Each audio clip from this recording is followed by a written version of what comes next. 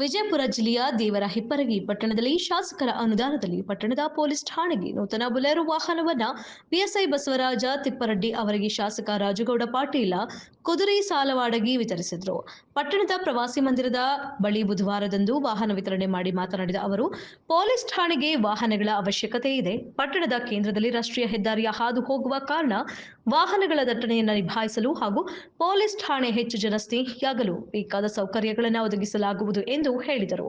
ಇದೇ ಸಂದರ್ಭದಲ್ಲಿ ಜಿಲ್ಲಾ ಪಂಚಾಯತ್ ಯೋಜನಾಧಿಕಾರಿ ನಿಂಗಪ್ಪ ಗೋರೆ, ತಹಶೀಲ್ದಾರ್ ಪ್ರಕಾಶ ಸಿಂದಗಿ, ತಾಲೂಕು ಪಂಚಾಯತ್ ಇಒ ಭಾರತಿ ಚೆಲುವಯ್ಯ, ಗ್ರಾಮ ಪಂಚಾಯಿತಿ ಮುಖ್ಯಾಧಿಕಾರಿ ಸುರೇಖಾ ಬಾಗಲಕೋಟ ಸೇರಿದಂತೆ ತಾಲೂಕು ಮಟ್ಟದ ಅಧಿಕಾರಿಗಳು ಹಾಗೂ ಪೊಲೀಸ್ ಇಲಾಖೆಯ ಸಿಬ್ಬಂದಿ ವರ್ಗದವರು ಉಪಸ್ಥಿತರಿದ್ದರು. ಹೋಗುವಂಥ ಡ್ಯೂಟಿ ಅವರು, ಯಾಕಂದ್ರೆ ವಾಹನ ಕರೆಕ್ಟ್ ಇದ್ರೆ ಮಾತ್ರ ಯಾಕಂದ್ರೆ ನನಗೆ ಅನುಭವ ಇತ್ತು. ಯಾಕಂದ್ರೆ ನಾನು MLA ಇರೋದ್ರಿಂದ ಯಾವಾಗ ಎಲ್ಲಿ ಹೋಗ್ತೀವಿ ಅಂತ ಗೊತ್ತಿರಂಗಿಲ್ಲ. ನಮ್ಮ ಗಾಡಿಗಳು ನಮ್ಮ ಆಯುಷ್ ಹೆಚ್ಚೈತಿ, ನಮ್ಮದು ಮನೆಯನ್ಕಿನ ಗಾಡಿಯಾಗೆ ಹೆಚ್ಚೋಕೈತೆ ಅಂತ ನನ್ನ ಭಾವನೆ.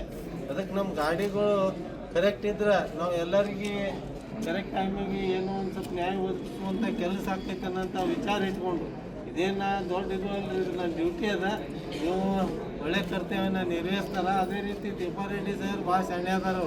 ಅವ್ರು ಏನು ಯಾಕಂದ್ರೆ ಇಷ್ಟು ಇದನ್ನು ಪಬ್ಲಿಸಿಟಿ ಯಾಕೆ ಕೊಡಕತ್ತಾರೆ, ನಾ ಬ್ಯಾಡ ಅಂತಿದ್ದೇವ್ರಿಗೆ.